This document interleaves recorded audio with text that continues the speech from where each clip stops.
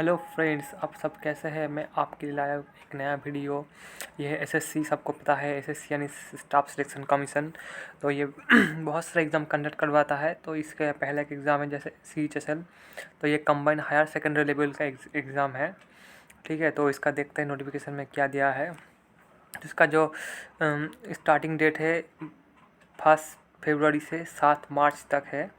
ठीक है, और इसका जो चालान आपको दे पाएंगे 10 मार्च तक, और ऑनलाइन पेमेंट 8 मार्च तक आप लोग दे सकते हैं। और इसका जो एग्ज़ाम होगा Tier 1 में 2022 में। तो इसका एग्ज़ाम जो होता है 2 पार्ट में होता है, Tier 1 और Tier 2।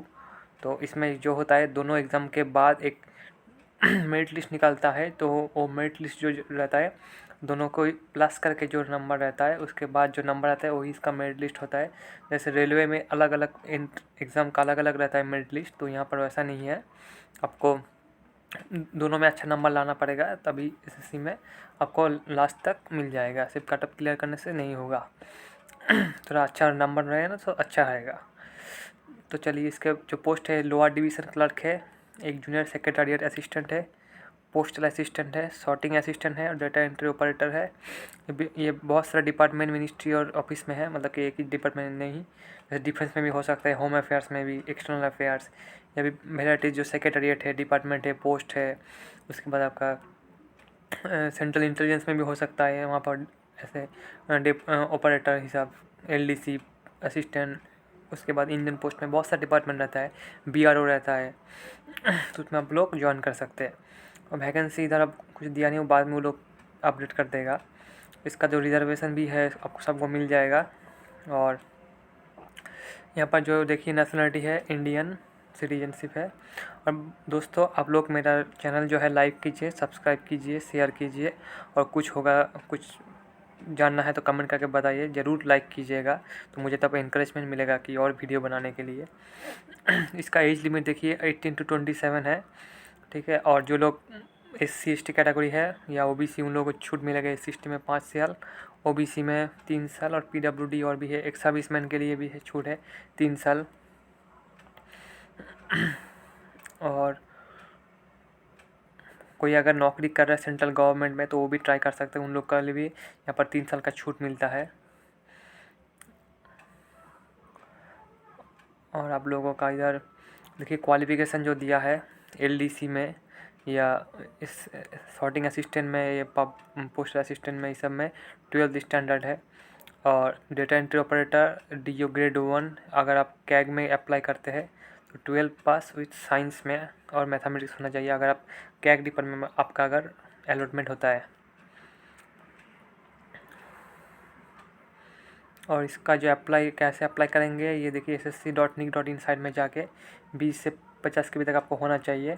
और फोटोग्राफ जो है 3 महीने का पुराना नहीं, उससे 3 महीने का अंदर होना चाहिए, उससे पुराना नहीं होना चाहिए। तो बहुत सारा लड़का का डाउट रहता है, मतलब कैंडिडेट्स का इधर डाउट रहता है कि फ़ोटो में पिक्चर में नीचे का कोई डेट दे कि नहीं दे। यहाँ पर जैसे कुछ लिखा नहीं है तो आप नहीं भी दे सकते, दे भी सकते, उसमें कुछ ये नहीं कि नहीं देगा तो नहीं करेगा। लेकिन आपका जो फ़ोटो है रिसेंट होना चाहिए। मैंने ऐसा बहुत सा लड़का को देखा है जो लोग फ़ोटो डेट नहीं दिया है लेकिन फ़ोटो अपलोड किया, वो लोग एग्ज़ाम भी दिया है। तो इसका कुछ ये नहीं, जैसे लोग कुछ लिखा नहीं है तो आप नहीं भी दे सकते, लेकिन फ़ोटो 3 महीने का अंदर में होना चाहिए। इसीलिए बोलता है कि आप लोग का एटलीस्ट फ़ोटो में आप लोग को पहचाना जाना कि हाँ वही लड़का आप ही है, ये लड़के या लड़की आप ही है, कोई और नहीं है। तो इसीलिए तो वो देख लीजिएगा, उसमें आप नहीं भी दे सकते, दे भी सकते, उसमें कुछ प्रॉब्लम नहीं है डेट देने का।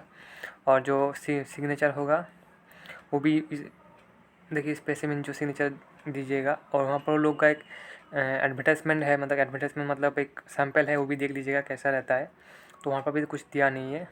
और जो एप्लीकेशन फ़ी है इसका 100 है। और women SC ST PWD ESM सब लोग के लिए फ्री है। अब भीम UPI ऑनलाइन में भी दे सकते हैं, रुपए UPI में। और स्टेट बैंक का या अदर्स बैंक का डेबिट कार्ड होगा तो उसमें दे सकते हैं, या चालान में भी दे सकते हैं। चालान अगर कटेंगे तो सिर्फ SBI में देना पड़ेगा। और इधर फॉर्म करेक्शन का आता है, देखिए 11 मार्च से शुरू होगा 15 मार्च तक। वहाँ पर आप फॉर्म भी करेक्शन कर सकते हैं, कुछ अगर प्रॉब्लम होगा तो विंडो में। तो वो तब रीसबमिट के लिए कुछ वहाँ पर फीस देना पड़ता है, तो आप लोगों को भरना पड़ेगा। जैसे देखिए, commission will divide 200 for making correction resubmitted for the first time and 500 for second time. अब अगर फर्स्ट टाइम का तो 200, सेकेंड टाइम तो 500 लगेगा आप लोगों का। और सेंटर ऑफ द एग्जामिनेशन देखिए बहुत सारा है, जैसे मेरा स्टेट वेस्ट बंगाल है तो ईस्टर्न रीजन में जैसे देखिए आसनसोल मिल जाएगा, बर्धमान मिल जाएगा, दुर्गापुर, कल्याणी, कोलकाता, सिलीगुड़ी। इस बार सेंटर बहुत ज़्यादा दिया है तो आपका जो पास में है वहाँ पर भी आप हो सकता है कि आप एग्ज़ाम सेंटर पर जाए। और स्कीम जो है इसका जो आपको बोले मैंने, देखिए TR1 और TR2 दोनों एग्ज़ाम है। और TR3 रहता है इसकी स्किल रहता है या टाइपिंग टेस्ट, इसको सिर्फ आपको पास करना है, इसका कोई मेरिट नहीं बनता। लेकिन TR1 और TR2 दोनों मिला के मेरिट बनता है, उसी हिसाब से आपको TR3 में के लिए बुलाया जाता है। लेकिन आपका जो सिलेक्शन हो TR1 TR2 दोनों मिला के जो नंबर होगा उसी से होगा। देखिए TR1 जो है 200 मार्क का एग्ज़ाम होता है, ठीक है। 50-50 मार्क का चारों डिपार्टमेंट है, मतलब कि basic English knowledge, intelligence, quantitative और अवेयरनेस। और आपका क्वेश्चन का रहता है 25-25 मार्क का, मतलब कि 25-25 क्वेश्चन 50-50 का, तो 1 घंटा रहता है नॉर्मल लोग के लिए और 80 मिनट्स रहता है PWD के लिए। और इंग्लिश हिंदी दोनों में रहता है और इसमें नेगेटिव मार्किंग है 0.5 करके। और ये ऑनलाइन एग्ज़ाम होगा और इसमें वो लोग आंसर की निकालता है, टेंटेटिव आंसर की। वहाँ पर अगर आप 100 रुपया लगता है पूरा, अगर आपको कुछ फिक्स करना है कि या फिर कुछ गलती लगता है तो इसके लिए आप अगर क्वेश्चन रेज करें तब। और इसका जो क्वेश्चन का देखिए इंडिकेट सिलेबस जो है इंग्लिश है, स्पॉट एरर है, फिल इन द ब्लैंक्स है, सीनो है, एंटोन है, होमो है, spelling detecting miss spelled word रहता है, one word phrase, idiom phrase, active passive, voice of verbs, conversion into direct indirect narration, सफलिंग sentence part, ठीक है, क्लोज टेस्ट, कॉम्प्रहेंशन, ये सब रहता है। तो ये सब के लिए आप नीतू सिंह का एक बुक आता है इंग्लिश का, तो वो पढ़ सकते हो। पढ़ेंगे तो काफ़ी मोर देन इनफ हो जाएगा।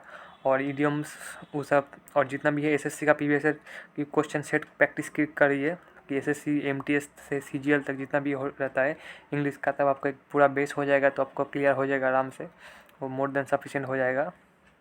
इंटेलिजेंस के लिए आप एसएससी का प्रीवियस ईयर प्रैक्टिस करते रहिए, वो प्रैक्टिस करते करते आपको आ जाएगा। और अगर चाहिए तो आप कोई भी आर्यन का आता है बुक खरीद सकते हैं, या कोई भी रीजनिंग का बुक प्रैक्टिस कर सकता है। और क्वांट्रिप जो रहता है, क्वांट्रिप के लिए आप थोड़ा अच्छा बुक जैसे राकेश यादव या फिर किरण का भी ले सकते हैं। तो इस टाइप का आप बुक प्रैक्टिस करते हैं। नंबर सिस्टम, फंडामेंटल अरिथमेटिक, मतलब कि percentage, ratio, proportion, square root, average, interest, ठीक है, पूरा अरिथमेटिक है इसमें। उसके बाद अलजेब्रा है जो बेसिक अलजेब्रा रहता है, मैट्रिक टाइप का, जियोमेट्री, उसके बाद और मेंसुरेशन है, त्रिकोणमिति है और स्टैटिस्टिक्स भी है। हालांकि सब कुछ नहीं देता है, अल्टरनेट भी रहता है, तो उस हिसाब से है। लेकिन थोड़ा अच्छा क्वेश्चन का लेवल थोड़ा सही रहता है, तो इसमें आपको थोड़ा प्रैक्टिस करना पड़ेगा, ज़्यादा मॉक प्रैक्टिस कीजिए तो आप अच्छा रहेगा। और मैंने जो सब मैथ्स का बुक बोला वो भी देख सकते हो, और PBSR के SSC का सारे प्रैक्टिस की जरूर कीजिए, आपको पूरा एक लेवल आ जाएगा। और आप देख भी सकते हैं कि कैसा क्वेश्चन आ रहा है, किस टाइप का क्वेश्चन को हैंडल करना है। और यूट्यूब में भी देख सकते हो, उसमें बहुत फ़ायदा मिलेगा। आप जो बोला वो कीजिए और इनफ हो जाएगा। और अवेयरनेस के लिए कोई भी एक जगह जनरल नॉलेज का बुक जैसे लूसेंट का या फिर धनकर पब्लिकेशन का कुछ भी बुक पढ़ लीजिए, उसमें कुछ नहीं है। और करंट अफेयर्स जो है वो डेली देखते रहिए, उसमें आपका बन जाएगा।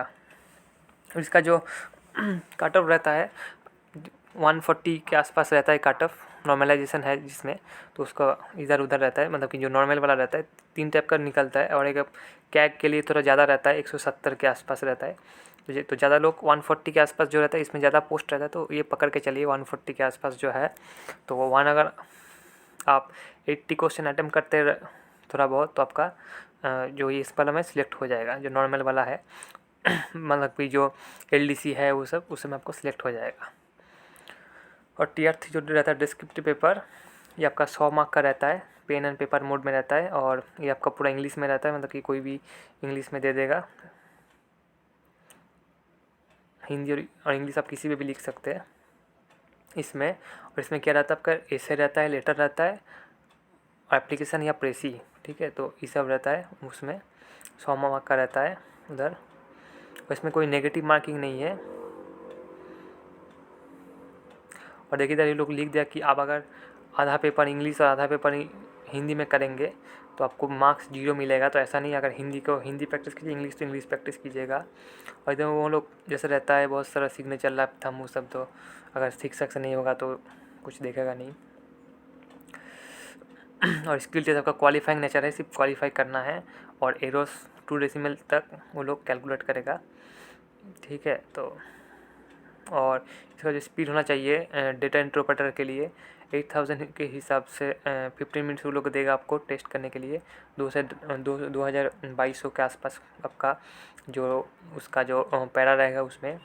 और डेटा इंटरप्रेटर ग्रेड ए के लिए भी 15 मिनट रहेगा, 3700 से 4000 वर्ड के आसपास डिप्रेशन आपको देगा वो लोग।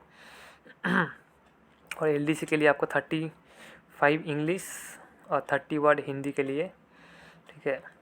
इसमें आपको 10 मिनट मिलेगा एक पैसेज करने के लिए कंप्लीट।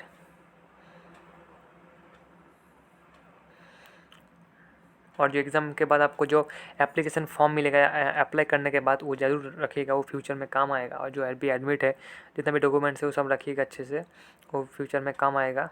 और ये सब आप फॉर्म फिलअप के भरने के टाइम ये सब दे सकते हैं, आधार, वोटर, पैन, कुछ भी, ID कार्ड, ठीक है। फ़ोटो, और जब जाइएगा तो 2 कॉपी फ़ोटो भी लेके जाइएगा एग्ज़ाम के लिए, और कोई भी एक ID कार्ड और एडमिट। और मैं तो सब बता दिया आई थिंक, और इधर और कुछ नहीं है बताने लायक। और नीचे हाँ, जो लोग आपका स्क्राइब जिसको चाहिए तो ये वाला एनेक्सर 1 का फॉर्म फिलअप कर दीजिएगा, स्क्राइब जो लोग चाहिए। और ओन स्क्राइब जो चाहिए उसके लिए।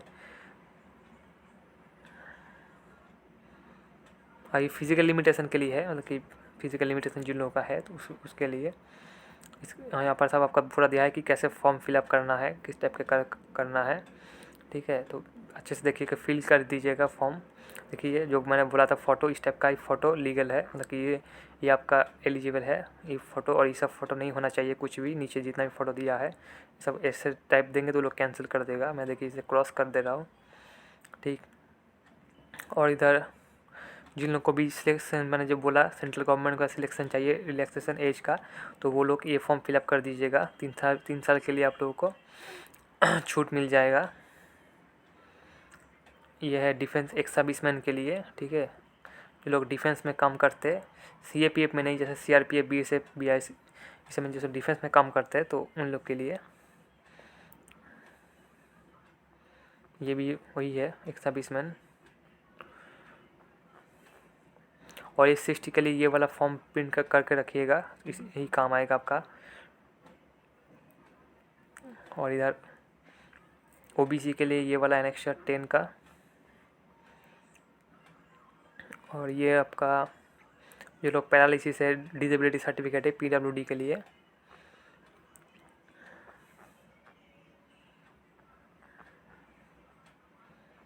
और यहाँ पर देखिए जो अथॉरिटी है यहाँ पर सभी में, तो वो उस अथॉरिटी के हिसाब से आप लोग उनका ऑथराइज़ कर दीजिएगा किसी भी फॉर्म में, ठीक है। नहीं तो वो लोग अलाउ नहीं करेगा। सर्टिफिकेट डिसेबिलिटी ये और एक फॉर्म है, ये वाला आपको देखना पड़ेगा किस टाइप का है। ये भी एक है, देखिए टाइपिंग टेस्ट के लिए जो है एग्ज़ाम से चाहते हैं उन लोग के लिए। और ये है इम्पोर्टेंट EWS के लिए, जो लोग EWS है तो वो लोग के लिए ये वाला फॉर्म एनेक्सचर 15, तो वो ज़रूर फिलअप कर दीजिएगा। और जो ईयर है वैलिड फॉर द ईयर, यहाँ नोटिफिकेशन में या फिर लिखा होगा ऊपर देख लीजिएगा, वो 1 साल पीछे रहता है नॉर्मली, तो वो देख लीजिएगा। वो लोग ये फॉर्म फिलअप करके रेडी रखिएगा, तभी फॉर्म फिलअप कर दीजिए, नहीं तो बाद में प्रॉब्लम होगा, ठीक है।